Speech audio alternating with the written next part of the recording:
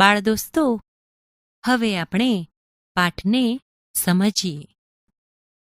9 વર્ષની નાની ઉંમરે એને બાળ લકવાના રોગે ઘેરી લીધો હતો. લકવાના રોગનો હુમલો એવો તો થયો હતો કે એના શરીરનો એકેય સ્નાયુ એ જાતે હલાવી ચલાવી શકતો ન હતો. સ્નાયુ પરનો એનો કાબૂ ચાલ્યો ગયો હતો. હાથ પગ કામ કરતા બંધ થઈ ગયા હતા. એણે પોતાના સ્નાયુઓને ફરી જીવંત કરવા ભારે પુરુષાર્થ આદર્યો. એ સતત મહેનત કરે, કસરત કરે. એણે પાણીમાં કસરત કરવાની પણ શરૂઆત કરી. એમાં વારંવાર થાકી જાય, ક્યારેક પડી જાય, પણ હાર ખાવાની વાત નહીં. ધીરે ધીરે એ લકવાની ઘેરી અસરમાંથી બહાર આવ્યો, પણ એના બંને પગ હજી નિષ્ક્રિય હતા. ઉછળવા, કૂદવા અને રમવાની આ ઉંમરમાં એ આપમેળે ઊભોય રહી શકતો નહીં. ડાક્ટરોએ વધુ સુધારાની આશા છોડી દીધી હતી. એમણે કહ્યું કે આ બાળક કદીએ જાતે પગ હલાવી ચલાવી શકશે નહીં. લાકડાની ઘોડી કે વ્હીલચેર એટલે કે પૈડાવાળી ખુરશી, એને સહારે જ જિંદગીભર ચાલવું પડશે. આ છોકરો નિરાશ ન થયો. એના અંતરમાં તો ઊંડે ઊંડે એક આશા ચમકતી હતી. એણે પોતાના નિશ્ચેતન પગ પર હળવેથી ટપલી મારી અને બોલ્યો, મારા શાંત મૂંગા દોસ્તો, એ વિશ્વાસ રાખજો કે એક દિવસ ચાલી શકશો, દોડી શકશો, જાત જાતના કૂદકાઈ લગાવી શકશો. અરે, આકાશને આંબી જઈએ એવા ઊંચામાં ઊંચા કૂદકા પણ મારી શકશો. પણ મારા મિત્રો, ત્યાં સુધી તમે હિંમત હારશો નહીં. હું હિંમત નહીં હારું. જોશભેર આટલું બોલતા બોલતા તો નાનકડો વોલ્ટર પોતાનું સમતોલપણું ગુમાવીને એકાએક પથારીમાં ઢળી પડ્યો. વોલ્ટરની આ વાતચીત સાંભળીને એની માતા દોડીને આવી. બેટા, તું કોની સાથે વાત કરતો હતો? માં, મારા પગ સાથે. પગ સાથે? પગ તે કંઈ સાંભળતા હશે? હા માં, મારા પગ ભલે ચાલે નહીં, પણ સાંભળે તો ખરા. એમ? તો તેને શું કહ્યું? માં, મેં એને કહ્યું કે તમે મૂંઝાશો નહીં, ગભરાશો નહીં, સહેજે હિંમત હારશો નહીં. આજ ભલે તમે ચાલી શકતા ન હો, પણ એક દિવસ આપણે જરૂર ઊંચામાં ઊંચા કૂદકા લગાવીશું. શાબાશ બેટા, શાબાશ. તું જરૂર કૂદકા લગાવી શકીશ. તું જરૂર સહુની માફક દોડી શકીશ. જો તું હિંમત નહીં હારે તો તું જે ધારીશ તે કરી શકીશ. વોલ્ટરની માતા પોતાના અપંગ બનેલા પુત્રની હિંમતને બરાબર જગાડતી રહેતી. પોતાના પુત્રમાં સહેજે નિરાશા ન આવે તે માટે સતત પ્રોત્સાહન આપતી. એને દિલમાં શ્રદ્ધા રાખવાનું કહેતી. સાથોસાથ પગ પર માલિશના અને દાક્તરી સારવારના બીજા ઉપચારો તો કર્યા જ કરતી. એકવાર વોલ્ટરના બોમાન્ટ નગરમાં ઊંચા કૂદકાની એક હરીફાઈ ગોઠવાઈ. નાનકડા વોલ્ટરને આ હરીફાઈ જોવાનું મન થયું. લાકડાની ઘોડીના સહારે એ મેદાન પર ગયો. મેદાનમાં ચારે બાજુ છોકરાઓ ઘૂમતા હતા. જુદી જુદી જગ્યાએ જુદા જુદા પ્રકારની હરીફાઈઓ ચાલતી હતી.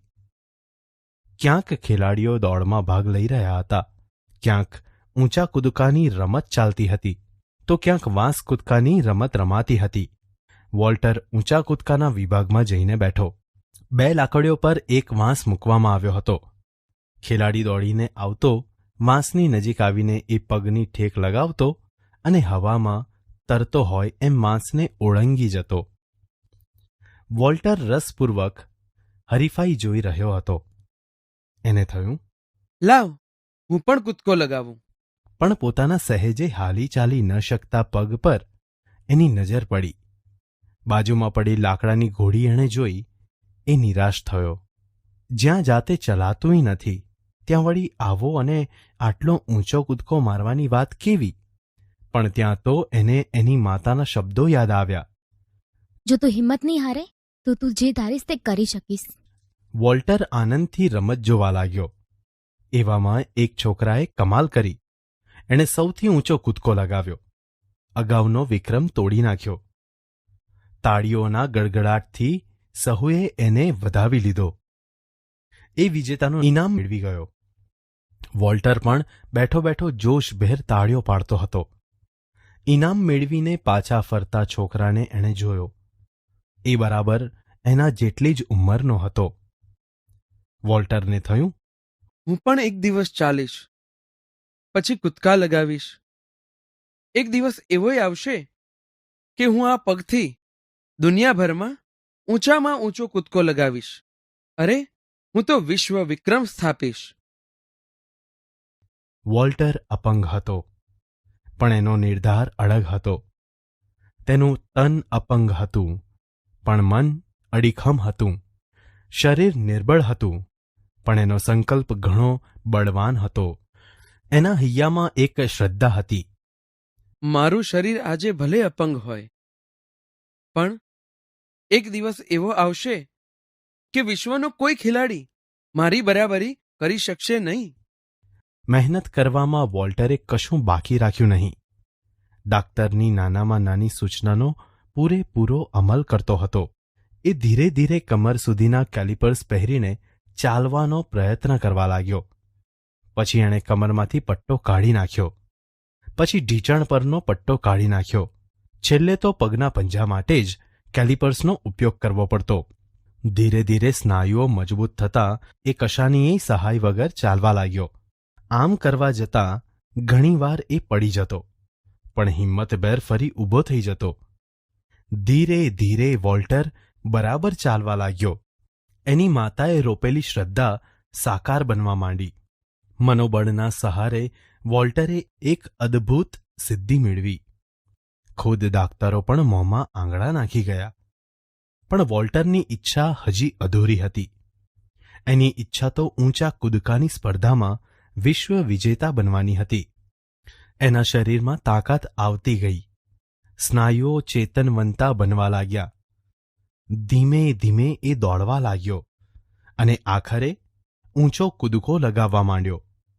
ઊંચા કૂદકામાં પહેલા ધીમેથી દોડ શરૂ કરવાની હોય, પછી ઝડપથી દોડવાનું હોય અને એ પછી પગની ઠેકથી ઊંચો કૂદકો લગાવવાનો હોય. અન્ય રમતો કરતાં આ રમતમાં પગની તાકાતની વધારે કસોટી થાય. વોલ્ટર ધીમે ધીમે આ બધી કળામાં પારંગત બન્યો. વધુને વધુ ઊંચે કૂદવાનો પ્રયત્ન કરવા લાગ્યો. એના બોમાન્ટ નગરની સ્પર્ધાઓમાં એ મોખરે રહ્યો. ટેક્સાસ રાજ્યની સ્પર્ધામાં એણે વિક્રમો સ્થાપ્યા. એની કાબેલિયત જોઈને એના દેશે એને ઓલિમ્પિક સ્પર્ધામાં ભાગ લેવા મોકલ્યો. ફિનલેન્ડ દેશના હેલસિંકી શહેરમાં 15મી ઓલિમ્પિક સ્પર્ધા યોજાઈ. આમાં જુદા જુદા દેશોના ઘણા હરીફોએ ભાગ લીધો. અમેરિકા તરફથી 21 વર્ષનો વોલ્ટર પણ મેદાને પડ્યો હતો. ઓલિમ્પિક એટલે જગતનો સૌથી મોટો રમતોત્સવ. આમાં ઠેર ઠેરથી ખેલાડીઓ આવે. ઓલિમ્પિકમાં વિજય મેળવવો તે ખેલાડીના જીવનની સૌથી મોટી ઈચ્છા હોય છે. ઊંચા કૂદકાની સ્પર્ધા માટે વોલ્ટર મેદાન પર આવ્યો. 2 મીટર અને 5 સેન્ટીમીટરની ઊંચાઈ ધરાવતા વોલ્ટર જેટલો ઊંચો એનો કોઈ હરીફ ન હતો. જગતના ચુનંદા હરીફો એની સામે ખડા હતા. વોલ્ટરનો તો સિદ્ધાંત હતો કે કદીએ હતાશ થઈને કામ છોડવું નહીં, કામ પાર પાડીને જ અટકવું. વોલ્ટરે કશાય સાધનની સહાય વિના દોડીને ઊંચો કૂદકો લગાવ્યો. પરિણામ જાહેર થયું. વોલ્ટર ડેવિસ પ્રથમ આવ્યો. એટલું તો ઠીક, પણ એણે 2 મીટર અને 4 સેન્ટીમીટર જેટલો ઊંચો કૂદકો લગાવીને ઓલિમ્પિક સ્પર્ધામાં નવો વિક્રમ સ્થાપ્યો. આ 15મી ઓલિમ્પિક સ્પર્ધાના પહેલા જ દિવસે પ્રથમ ઓલિમ્પિક વિક્રમ સ્થાપનાર વોલ્ટર ડેવિસ બન્યો. એને સુવર્ણ ચંદ્રક મળ્યો. તાળીઓના ગડગડાટથી વાતાવરણ ભરાઈ ગયું. વોલ્ટરની સિદ્ધિ રમતની દુનિયામાં માન પામી. એનો પુરુષાર્થ લોકોના દિલમાં આદર પામ્યો. આ સિદ્ધિ પછી પણ વોલ્ટર ડેવિસે આનાથી પણ ઊંચા કૂદકા લગાવ્યા. એક બિનસત્તાવાર સ્પર્ધામાં તો એણે 2 મીટર અને 13.5 સેન્ટીમીટરનો ઊંચો કૂદકો લગાવ્યો હતો. વોલ્ટર જીવન અને રમતના મેદાનનો સાચો વિજેતા બન્યો. જે વોલ્ટરને માટે દાક્તરોએ કહ્યું હતું એ કદી પણ જાતે પોતાના પગ હલાવી શકશે નહીં. એ વોલ્ટર મન અને તનની તાકાતથી જગતમાં ઊંચામાં ઊંચો કૂદકો લગાવનારો માનવી બન્યો. એણે બતાવ્યું કે અપંગ અથવા અશક્ત એ લાચાર કે અસહાય નથી. એ હિંમત ન હારે તો ધારે એ કરી શકે છે. બાળ દોસ્તો, હવે આપણે પાઠનું શ્રવણ કરીએ. 9 વર્ષની નાની ઉંમરે એને બાળ લકવાના રોગે ઘેરી લીધો હતો. લકવાના રોગનો હુમલો એવો તો થયો હતો કે એના શરીરનો એકેય સ્નાયુ એ જાતે હલાવી ચલાવી શકતો ન હતો. સ્નાયુ પરનો એનો કાબુ ચાલ્યો ગયો હતો. હાથ પગ કામ કરતા બંધ થઈ ગયા હતા. એણે પોતાના સ્નાયુઓને ફરી જીવંત કરવા ભારે પુરુષાર્થ આદર્યો. એ સતત મહેનત કરે, કસરત કરે. એણે પાણીમાં કસરત કરવાની પણ શરૂઆત કરી. એમાં વારંવાર થાકી જાય, ક્યારેક પડી જાય, પણ હાર ખાવાની વાત નહીં. ધીરે ધીરે એ લકવાની ઘેરી અસરમાંથી બહાર આવ્યો, પણ એના બંને પગ હજી નિષ્ક્રિય હતા.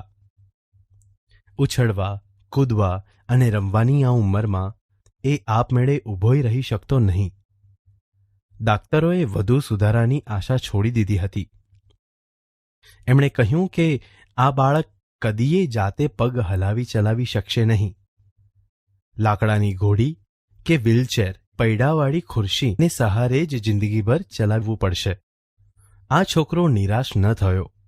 એના અંતરમાં તો ઊંડે ઊંડે એક આશા ચમકતી હતી. એણે પોતાના નિશ્ચેતન પગ પર હળવેથી ટપલી મારી અને બોલ્યો, મારા શાંત મૂંગા દોસ્તો, એ વિશ્વાસ રાખજો કે એક દિવસ ચાલી શકશો, દોડી શકશો, જાત જાતના કૂદકાએ લગાવી શકશો. અરે આકાશને આંબી જઈએ એવા ઊંચામાં ઊંચા કૂદકા પણ મારી શકશો. પણ મારા મિત્રો, ત્યાં સુધી તમે હિંમત હારશો નહીં. હું હિંમત નહીં હારું. જોશભેર આટલું બોલતા બોલતા તો નાનકડો વોલ્ટર પોતાનો સમતોલપણો ગુમાવીને એકાએક પથારીમાં ઢળી પડ્યો. વોલ્ટરની આ વાતચીત સાંભળીને એની માતા દોડીને આવી. એણે પૂછ્યું, બેટા, તું કોની સાથે વાત કરતો હતો? માં, મારા પગ સાથે. પગ સાથે? પગ તે કંઈ સાંભળતા હશે? હા માં, મારા પગ ભલે ચાલે નહીં, પણ સાંભળે તો ખરા. એમ? તો તે એને શું કહ્યું? માતાએ આતુરતાથી પૂછ્યું. વોલ્ટરે કહ્યું, માં, મેં એને કહ્યું કે તમે મૂંઝાશો નહીં, ગભરાશો નહીં, સહેજે હિંમત હારશો નહીં. આજે ભલે તમે ચાલી શકતા ન હો, પણ એક દિવસ આપણે જરૂર ઊંચામાં ઊંચા કૂદકા લગાવી શકીશું. શાબાશ બેટા, શાબાશ. તું જરૂર કૂદકા લગાવી શકીશ. તું જરૂર સહુની માફક દોડી શકીશ. જો તું હિંમત નહીં હારે તો તું જે ધારીશ તે કરી શકીશ. વોલ્ટરની માતા પોતાના અપંગ બનેલા પુત્રની હિંમતને બરાબર જગાડતી રહેતી. પોતાના પુત્રમાં સહેજે નિરાશા ન આવે તે માટે સતત પ્રોત્સાહન આપતી. એને દિલમાં શ્રદ્ધા રાખવાનું કહેતી. સાથોસાથ પગ પર માલિશના અને દાક્તરી સારવારના બીજા ઉપચારો તો કર્યા જ કરતી. એકવાર વોલ્ટરના બોમાંચ નગરમાં ઊંચા કૂદકાની એક હરીફાઈ ગોઠવાઈ. નાનકડા વોલ્ટરને આ હરીફાઈ જોવાનું મન થયું. લાકડાની ઘોડીના સહારે એ મેદાન પર ગયો. મેદાનમાં ચારે બાજુ છોકરાઓ ઘૂમતા હતા. જુદી જુદી જગ્યાએ જુદા જુદા પ્રકારની હરીફાઈઓ ચાલતી હતી. ક્યાંક ખેલાડીઓ દોડમાં ભાગ લઈ રહ્યા હતા, ક્યાંક ઊંચા કૂદકાની રમત ચાલતી હતી, તો ક્યાંક વાંસ કૂદકાની રમત રમાતી હતી. વોલ્ટર ઊંચા કૂદકાના વિભાગમાં જઈને બેઠો. 2 લાકડીઓ પર એક વાંસ મૂકવામાં આવ્યો હતો. ખેલાડી દોડીને આવતો વાંસની નજીક આવીને એ પગની ઠેક લગાવતો અને હવામાં તરતો હોય એમ વાંસને ઓળંગી જતો. વોલ્ટર રસપૂર્વક હરીફાઈ જોઈ રહ્યો હતો. એને થયું, લાવ, હું પણ કૂદકો લગાવું. પણ પોતાના સહેજે હાલી ચાલી ન શકતા પગ પર એની નજર પડી. બાજુમાં પડેલી લાકડાની ઘોડી એણે જોઈ. એ નિરાશ થયો. જ્યાં જાતે ચલાતુંય નથી ત્યાં વળી આવો અને આટલો ઊંચો કૂદકો મારવાની વાત કેવી? પણ ત્યાં તો એને એની માતાના શબ્દો યાદ આવ્યા, જો તું હિંમત નહીં હારે તો તું જે ધારીશ તે કરી શકીશ. વોલ્ટર આનંદથી રમત જોવા લાગ્યો. એવામાં એક છોકરાએ કમાલ કરી. એણે સૌથી ઊંચો કૂદકો લગાવ્યો. અગાઉનો વિક્રમ તોડી નાખ્યો. તાળીઓના ગડગડાટથી સહુએ એને વધાવી લીધો. એ વિજેતાનું ઇનામ મેળવી ગયો. વોલ્ટર પણ બેઠો બેઠો જોશભેર તાળીઓ પાડતો હતો. ઇનામ મેળવીને પાછા ફરતા છોકરાને એણે જોયો. એ બરાબર એના જેટલી જ ઉંમરનો હતો. વોલ્ટરને થયું, હું પણ એક દિવસ ચાલીશ, પછી કૂદકા લગાવીશ. એક દિવસ એવોય આવશે કે હું આ પગથી દુનિયાભરમાં ઊંચામાં ઊંચો કૂદકો લગાવીશ. અરે, હું તો વિશ્વ વિક્રમ સ્થાપીશ. વોલ્ટર અપંગ હતો, પણ એનો નિર્ધાર અડગ હતો. એનું તન અપંગ હતું, પણ મન અડીખમ હતું. શરીર નિર્બળ હતું, પણ એનો સંકલ્પ ઘણો બળવાન હતો. એના હૈયામાં એક શ્રદ્ધા હતી, મારું શરીર આજે ભલે અપંગ હોય, પણ એક દિવસ એવો આવશે કે વિશ્વનો કોઈ ખેલાડી મારી બરાબરી કરી શકશે નહીં. મહેનત કરવામાં વોલ્ટરે કશું બાકી રાખ્યું નહીં. ડાક્ટરની નાનામાં નાની સૂચનાનો પૂરેપૂરો અમલ કરતો હતો. એ ધીરે ધીરે કમર સુધીના કેલિપર્સ પહેરીને ચાલવાનો પ્રયત્ન કરવા લાગ્યો. પછી એણે કમરમાંથી પટ્ટો કાઢી નાખ્યો. પછી ઢીંચણ પરનો પટ્ટો કાઢી નાખ્યો.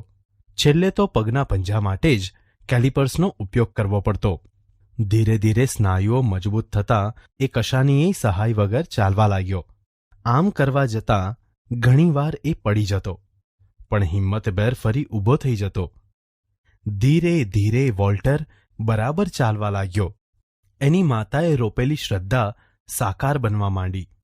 મનોબળના સહારે વોલ્ટરે એક અદ્ભુત સિદ્ધિ મેળવી. ખુદ ડાક્ટરો પણ મોંમાં આંગળા નાખી ગયા. પણ વોલ્ટરની ઈચ્છા હજી અધૂરી હતી. એની ઈચ્છા તો ઊંચા કૂદકાની સ્પર્ધામાં વિશ્વ વિજેતા બનવાની હતી. એના શરીરમાં તાકાત આવતી ગઈ. સ્નાયુઓ ચેતનવંતા બનવા લાગ્યા. ધીમે ધીમે એ દોડવા લાગ્યો અને આખરે ઊંચો કૂદકો લગાવવા માંડ્યો. ઊંચા કૂદકામાં પહેલા ધીમેથી દોડ શરૂ કરવાની હોય, પછી ઝડપથી દોડવાનું હોય અને એ પછી પગની ઠેકથી ઊંચો કૂદકો લગાવવાનો હોય. અન્ય રમતો કરતાં આ રમતમાં પગની તાકાતની વધારે કસોટી થાય. વોલ્ટર ધીમે ધીમે આ બધી કળામાં પારંગત બન્યો. વધુને વધુ ઊંચે કૂદવાનો પ્રયત્ન કરવા લાગ્યો. એના બોમાન્ટ નગરની સ્પર્ધાઓમાં એ મોખરે રહ્યો. ટેક્સાસ રાજ્યની સ્પર્ધામાં એણે વિક્રમો સ્થાપ્યા. એની કાબેલિયત જોઈને એના દેશે એને ઓલિમ્પિક સ્પર્ધામાં ભાગ લેવા મોકલ્યો. ફિનલેન્ડ દેશના હેલસિંકી શહેરમાં 15મી ઓલિમ્પિક સ્પર્ધા યોજાઈ. આમાં જુદા જુદા દેશોના ઘણા હરીફોએ ભાગ લીધો. અમેરિકા તરફથી 21 વર્ષનો વોલ્ટર પણ મેદાને પડ્યો હતો. ઓલિમ્પિક એટલે જગતનો સૌથી મોટો રમતોત્સવ. આમાં ઠેર ઠેરથી ખેલાડીઓ આવે. ઓલિમ્પિકમાં વિજય મેળવવો તે ખેલાડીના જીવનની સૌથી મોટી ઈચ્છા હોય છે. ઊંચા કૂદકાની સ્પર્ધા માટે વોલ્ટર મેદાન પર આવ્યો. 2 મીટર અને 5 સેન્ટીમીટરની ઊંચાઈ ધરાવતા વોલ્ટર જેટલો ઊંચો એનો કોઈ હરીફ ન હતો. જગતના ચુનંદા હરીફો એની સામે ખડા હતા. વોલ્ટરનો તો સિદ્ધાંત હતો કે કદીએ હતાશ થઈને કામ છોડવું નહીં, કામ પાર પાડીને જ અટકવું. વોલ્ટરે કશાય સાધનની સહાય વિના દોડીને ઊંચો કૂદકો લગાવ્યો. પરિણામ જાહેર થયું. વોલ્ટર ડેવિસ પ્રથમ આવ્યો. એટલું તો ઠીક, પણ એણે 2 મીટર અને 4 સેન્ટીમીટર જેટલો ઊંચો કૂદકો લગાવીને ઓલિમ્પિક સ્પર્ધામાં નવો વિક્રમ સ્થાપ્યો. આ 15મી ઓલિમ્પિક સ્પર્ધાના પહેલા જ દિવસે પ્રથમ ઓલિમ્પિક વિક્રમ સ્થાપનાર વોલ્ટર ડેવિસ બન્યો. એને સુવર્ણ ચંદ્રક મળ્યો. તાળીઓના ગડગડાટથી વાતાવરણ ભરાઈ ગયું. વોલ્ટરની સિદ્ધિ રમતની દુનિયામાં માન પામી. એનો પુરુષાર્થ લોકોના દિલમાં આદર પામ્યો. આ સિદ્ધિ પછી પણ વોલ્ટર ડેવિસે આનાથી પણ ઊંચા કૂદકા લગાવ્યા. એક બિનસત્તાવાર સ્પર્ધામાં તો એણે 2 મીટર અને 13.5 સેન્ટીમીટરનો ઊંચો કૂદકો લગાવ્યો હતો. વોલ્ટર જીવન અને રમતના મેદાનનો સાચો વિજેતા બન્યો. જે વોલ્ટરને માટે ડાક્ટરોએ કહ્યું હતું કે એ કદી પણ જાતે પોતાના પગ હલાવી ચલાવી શકશે નહીં, એ વોલ્ટર મન અને તનની તાકાતથી જગતમાં ઊંચામાં ઊંચો કૂદકો લગાવનારો માનવી બન્યો. એણે બતાવ્યું કે અપંગ અથવા અશક્ત એ લાચાર કે અસહાય નથી. એ હિંમત ન હારે તો ધારે તે કરી શકે છે.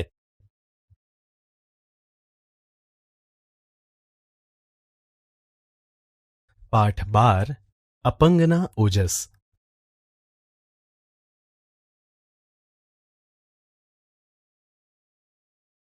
બાળ દોસ્તો, હવે આપણે લેખકના જીવન વિશે પરિચય મેળવીએ. બાળ દોસ્તો, અપંગના ઓજસ એ એક અપંગ પણ હિંમતવાન બાળકની પ્રસંગ કથા છે, જેના લેખક છે શ્રી કુમારપાળ દેસાઈ. તેમનો જન્મ 30મી ઓગસ્ટ 1942ના રોજ અમદાવાદમાં થયો હતો. તેઓ સુરેન્દ્રનગર જિલ્લાના સાયલા ગામના વતની છે. લેખક શ્રી કુમારપાળ દેસાઈ ગુજરાતી ભાષાના અધ્યાપક હતા અને હાલ તેઓ ગુજરાત વિશ્વકોશમાં મુખ્ય કામગીરી સંભાળવાની સાથોસાથ વર્તમાન પત્રોમાં નિયમિત રીતે લોકભોગ્ય શૈલીમાં કટાર લેખન કાર્ય પણ કરી રહ્યા છે. ચરિત્ર, વિવેચન, સંશોધન, ચિંતન, વાર્તા, બાળ સાહિત્ય, અનુવાદ, પ્રૌઢ સાહિત્ય નવલિકા અને ધર્મદર્શન વગેરે જેવા ક્ષેત્રોમાં એમનું નોંધપાત્ર પ્રદાન છે અને આ ક્ષેત્રોમાં એમણે 110 જેટલા પુસ્તકો લખ્યા છે. નાની ઉંમર મોટું કામ, અપંગના ઓજસ, એકાંતે કોલાહલ, શબ્દ સમીપ, જીવનનું અમૃત અને ઝાકળ બન્યું મોતી વગેરે એમના મુખ્ય પુસ્તકો છે.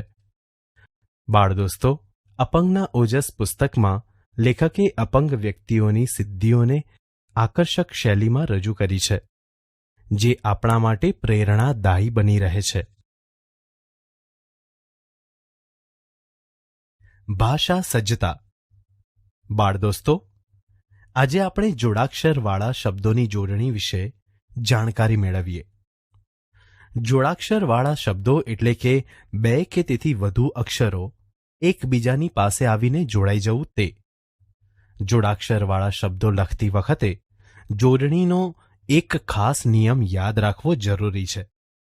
જે નિયમ છે, જોડાક્ષરની પૂર્વે ઈ કે ઉ રસ્વ જ આવે છે. હવે અહીં આપેલા શબ્દો ધ્યાનથી વાંચો અને સમજો. નિષ્ક્રિય, વિશ્વ વિક્રમ, ઉત્સુક, સિદ્ધિ, ઓલિમ્પિક, જુસ્સો.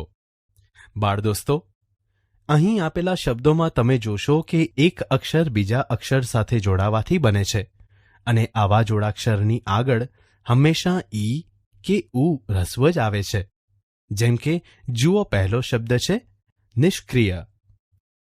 અહીં તમે જોશો તો ધ્યાનમાં આવશે કે નિષ્ક્રિય શબ્દમાં સ્ક્રી એ જોડાક્ષર છે, જે શ, ક અને ર જેવા અક્ષરો જોડવાથી બને છે અને આ જોડાક્ષરની આગળ ની અક્ષરમાં ઈ રસ્વ જ આવે છે. જુઓ, હવે બીજો શબ્દ છે વિશ્વ વિક્રમ. અહીં પણ તમે જોશો તો ધ્યાનમાં આવશે કે વિશ્વ વિક્રમ શબ્દમાં શ્વ અને ક્ર એ જોડાક્ષર છે, જેમાં શ્વ એ શ અને વ તથા ક્ર એ ક અને ર જેવા અક્ષરો જોડાવાથી બને છે અને આ જોડાક્ષરની આગળ વી અક્ષરોમાં ઈ રસ્વ જ આવે છે. જુઓ, હવે ત્રીજો શબ્દ છે ઉત્સુક. અહીં પણ તમે જોશો તો ધ્યાનમાં આવશે કે ઉત્સુક શબ્દમાં સુ એ જોડાક્ષર છે, જે ત અને સ જેવા અક્ષરો જોડાવાથી બને છે અને આ જોડાક્ષરની આગળ ઉ રસ્વ જ આવે છે. બાળ દોસ્તો, આવી જ રીતે ચોથો, પાંચમો અને છઠ્ઠો શબ્દ જુઓ. ચોથો શબ્દ છે સિદ્ધિ, જેમાં દ્વિ એ જોડાક્ષર છે અને તે દ અને ધ જેવા અક્ષરો જોડાવાથી બને છે અને આ જોડાક્ષરની આગળ સી અક્ષરમાં ઈ રસ્વ જ આવે છે. પાંચમો શબ્દ છે ઓલિમ્પિક, જેમાં પી એ જોડાક્ષર છે અને તે મ અને પ જેવા અક્ષરો જોડાવાથી બને છે અને આ જોડાક્ષરની આગળ ઓ રસ્વ જ આવે છે. હવે છેલ્લો અને છઠ્ઠો શબ્દ છે જુસ્સો, જેમાં સો એ જોડાક્ષર છે અને તે સ અને સ જેવા અક્ષરો જોડાવાથી બને છે અને આ જોડાક્ષરની આગળ જુ અક્ષરમાં ઉ રસ્વ જ આવે છે. ટૂંકમાં યાદ રાખો કે જોડાક્ષરવાળા શબ્દોમાં જોડાક્ષરની આગળના અક્ષરમાં ઈ કે ઉ રસ્વ જ આવે છે.